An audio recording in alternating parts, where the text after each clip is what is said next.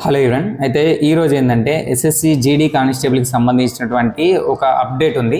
Update గురించి మనం తెలుసుకుందాం. అంటే ఏంటంటే రీసెంట్గా ఆర్టీఐ అయితే రిప్లై నుంచి మనకి వచ్చింది. అంటే టోటల్గా ఎంతమంది ఎగ్జామ్కి అటెండ్ అయ్యారు అని చెప్పేది ఏంటంటే అటెండ్ అయిన క్యాండిడేట్స్ని కొంతమంది నాకు మెసేజ్ చేసారు ఇది నిజమా కాదని చెప్పేసి. సో ఆర్టీఐ నుంచి రిప్లై వచ్చింది, అది నిజమే. సో అంటే ఎంతమంది అటెంప్ట్ అయ్యారు అని చెప్పేసి మనం తెలుసుకుందాం. అంటే మనకి టోటల్ అప్లికేషన్స్ వేరు, మళ్ళీ అప్లికేషన్స్ ఎన్ని ఉన్నాయి, సో అటెంప్ట్ అయింది ఎంతమంది. సో ఈ లెక్కన ప్రకారం అంటే పోస్ట్ ఎన్ని, ఈ లెక్కన ప్రకారం కాంపిటీషన్ ఎంత ఉండబోతుంది, మరి కట్ ఆఫ్లో ఏమైనా వేరియేషన్స్ ఉంటాయని చెప్పేసి, నెక్స్ట్ ఏం జరుగుతుందో అని చెప్పేసి అయితే నేను ఈరోజు ఎక్స్ప్లెయిన్ చేసుకుందాం. సో ఒక్కొక్కటి అయితే జాగ్రత్తగా ఎక్స్ప్లెయిన్ చేస్తాను. ఫస్ట్ మనం ఆర్టీఐలో ఇచ్చినటువంటి రిప్లై గురించి ఒకసారి తెలుసుకుందాం. సో ఈ ఆర్టీఐ రిప్లైలో ఏం మెన్షన్ చేసిందంటే 2025 అంటే ఎస్ఎస్సి జీడీ కానిస్టేబుల్ మనకి 2025కి సంబంధించినటువంటి అటెండెన్స్ని అయితే రిప్లై వేయడం జరిగింది. సో మనకి టోటల్గా అప్లికేషన్స్ ఎన్ని వచ్చినాయి, 52 లక్షల అప్లికేషన్స్ మాత్రం రావడం జరిగింది. 52 లక్షల అప్లికేషన్స్ రావడం జరిగింది. సో మరి ఈ అప్లికేషన్ ఈ 2 లక్షలు వస్తాయి, దీనికి అపియర్ అయింది మాత్రం 25 లక్షల మంది. అంటే దీంట్లోంచి ఎంత శాతం ఇది 50% మాత్రమే మనకి ఎగ్జామ్కి అటెంప్ట్ కావడం జరిగింది. మనకి దీనికి రీజన్స్ ఎన్ని మనం స్పెషల్గా తెలుసుకుందాం. సో మనకి ఉన్న పోస్ట్ ఎన్ని 40K పోస్టులు ఉన్నాయి. 40K అనుకుందాం అరౌండ్గా. అంటే సో కాంపిటీషన్ ఎంత ఉందో కూడా తెలుసుకుందాం. అయితే 50% ఉండడానికి ఒకసారి కారణం ఏంటో ఒకసారి తెలుసుకుందాం. ఫస్ట్ రీజన్ ఏంటంటే ఈ నోటిఫికేషన్ మనకి సెప్టెంబర్లో రావడం జరిగింది. సెప్టెంబర్ 2024 రావడం జరిగింది. అంటే ఆ టైంకి గత ప్రీవియస్ నోటిఫికేషన్కి ఎవరైతే అప్లై చేశారో వాళ్ళు మళ్ళీ చేసారు. ఎందుకంటే ఎస్ఎస్సి జీడీలో ఏంటంటే ఏజ్ ఉన్న వాళ్ళు ఒక నోటిఫికేషన్ నుంచి ఇంకో నోటిఫికేషన్ వాళ్ళే కాంపిటీషన్ అయిపోతారు. ఇప్పుడు ఈ నోటిఫికేషన్లో ఒకరిద్దరికి కొద్దిపాటి మార్క్స్ తోటి పోయి ఉంటారు, వాళ్ళు నెక్స్ట్ నోటిఫికేషన్లో ఈజీగా 100% జాబ్ కొట్టుకొని పోతారు ఎవరికైతే ఏజ్ ఉండి ఎలిజిబుల్ అవుతారు. సో ఎట్లా అంటే ఇప్పుడు ఈ నోటిఫికేషన్ మీరు ఏం చేస్తారు, నెక్స్ట్ సెప్టెంబర్ వచ్చే నోటిఫికేషన్ కూడా ప్రిపేర్ అవుతుంటారు, అవ్వండి అని కూడా చెప్తున్నాను. ఎందుకంటే లాస్ట్ నోటిఫికేషన్లో కూడా చాలా మందికి 2022 నోటిఫికేషన్ నుంచి నేను చెప్పుకుంటూ వస్తున్నాను. 22లో రాని వాళ్ళకి 23లో 100% వస్తుంది అని చెప్పినాను, అలా వచ్చింది. 23 వాళ్ళు 24 వేసారు, 24 వాళ్ళు 25లో కూడా ఖచ్చితంగా చేయాలి, మీరు చేస్తారు.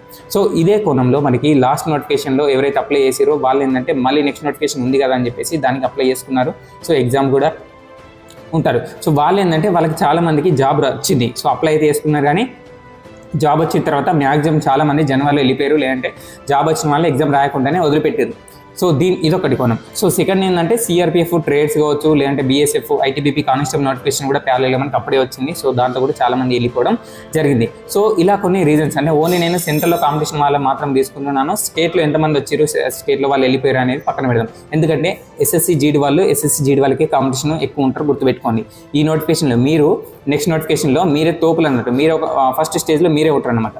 సో ఆ రీజన్స్ వల్ల తక్కువ మంది వచ్చి ఉంటారు.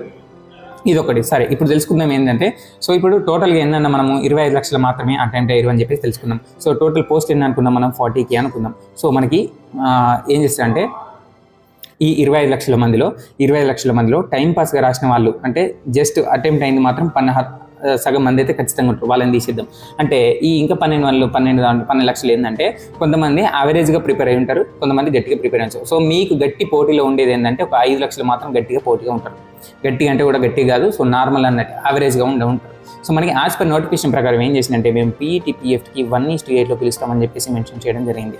అంటే ఎవరైతే ఫిజికల్ అంటే ఎవరైతే క్వాలిఫై అయి ఉన్నారో పీఈటీ పీఎఫ్లో వాళ్ళకి అంటే ఉన్న పోస్టులకి 8గా మేము పిలుస్తామని చెప్పేసి చెప్పడం కూడా జరిగింది. కొంతమంది పోస్టులు పెరుగుతాయని చెప్పేసి కూడా అడగడం జరిగింది. పోస్టులు పెరిగితే మనకి ఇప్పుడు కాదు, నీకు నోటిఫికేషన్ 1 మంత్ ముందు అయితే అంటే నీకు రిజల్ట్ ఇచ్చే 1 మంత్ ముందు నీకైతే ఎక్స్ప్లెయిన్ చేయడం జరుగుతుంది. అంటే మన పీఈటీ పీఎఫ్ అయినా కూడా పెరుగుతుంది అంటే అప్పలేదు, మనకి పెరిగేది ఉంటే ఇప్పటికీ అప్డేట్ ఇచ్చే ఉండాలి. ఎందుకు పెరిగాయి అంటే మనకి నెక్స్ట్ నోటిఫికేషన్ ఒకటి ఉంది, సో అది సెప్టెంబర్లో ఉంది కాబట్టి మ్యాక్సిమం అందులోనే కలుపుతారు. ఒకవేళ పెరిగేది ఉంటే కూడా మనం చెప్పలేము, ఎందుకంటే టెంటేటివ్ పోస్ట్ అన్నారు కాబట్టి ఎప్పుడైనా పెంచవచ్చు. సరే, దాన్ని పక్కన పెడితే మనకి 40K ఉన్నాయి కాబట్టి దీనికి × 8 వేసుకుంటే మనకి ఎంత అవుతుంది, సో అరౌండ్ 3,20,000 మెంబర్స్ ఉన్నారు. సో ఈ 3,20,000 మెంబర్స్కి ఫిజికల్ పిలుస్తామని చెప్పేసి అనడం జరుగుతుంది. సో మ్యాక్సిమం ఇంతనే పిలుస్తాడు.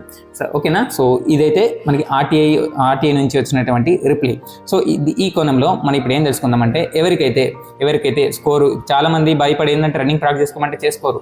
సో ఆర్పిఎఫ్ కానిస్టేబుల్ కూడా రిజల్ట్ వచ్చింది కదా, దీనికి రెండింటికి యూజ్ అవుతుంది.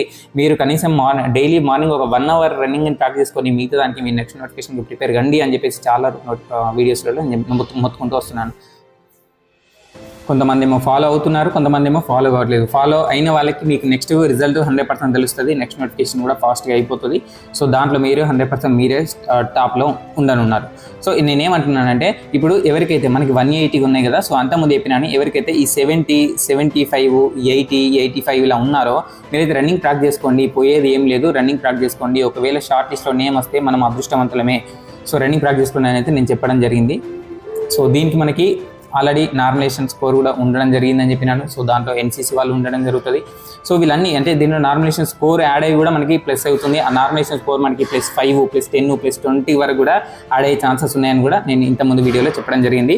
ఎవరైతే తక్కువ స్కోర్ వచ్చినాయి అని బాధపడుతున్నారో, మీకు తక్కువ స్కోర్ వచ్చినాయి అంటే మీ షిఫ్ట్ హార్డ్గా వచ్చిందని కూడా అర్థం చేసుకోండి. సో మీ షిఫ్ట్ హార్డ్గా ఉందంటే మీకు దానికి తగ్గట్టు నార్మలైజేషన్లో స్కోర్ యాడ్ అవుతుంది. ఒకవేళ నువ్వు షార్ట్ లిస్ట్లో నేమ్ వచ్చిందనుకో అప్పుడు నీకు టైం ఉండకపోవచ్చు. కాబట్టి నువ్వు ఇప్పటి నుంచి రన్నింగ్ ట్రాక్ చేసుకో. రన్నింగ్ ట్రాక్ చేసుకోవడం వల్ల పోయే లాస్ అయితే ఏది లేదు.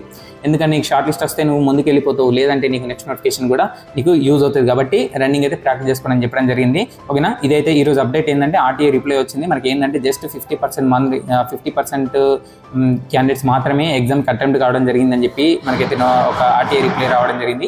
ఈ 50%లలో గుర్తుపెట్టుకోండి, మ్యాక్సిమం ఈ 25 లక్షలలో సగానికి సగం మంది టైంపాస్ రాసిన వాళ్ళే ఉంటారు. ఇంకా సగం మంది ఏదో అట్లా లైట్గా యావరేజ్గా ప్రిపేర్ అయ్యి ఫస్ట్ టైం వాళ్ళు కూడా ఉండి ఉంటారు. కాబట్టి మీకు దీంట్లో గట్టిగా కాంపిటీషన్లో ఉండే 5 lakhs వరకు మాత్రమే ఉంటారు.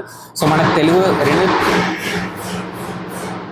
రెండు తెలుగు రాష్ట్రాల వాళ్ళకైతే ఇది ఒక మంచి న్యూస్ అనుకోవాలి. సో ఎవరైతే ఈ స్కోర్ మీకు వచ్చినాయో అంతకుముందు కూడా వీడియో చేసినాను, వాళ్ళైతే రన్నింగ్ ట్రాక్ చేసుకున్నాను కూడా చెప్పడం జరిగింది. ఓకేనా, ఇదైతే ఈరోజు వీడియో. మీకు ఏమైనా డౌట్స్ ఉంటే కింద కామెంట్ చేయండి, దానికి మ్యాక్సిమం రిప్లై ఇస్తాను. అండ్ ఈ వీడియో కనుక నచ్చినట్లయితే ఒక చిన్న లైక్ చేసి షేర్ చేయండి. So thank you for watching. Have a nice day.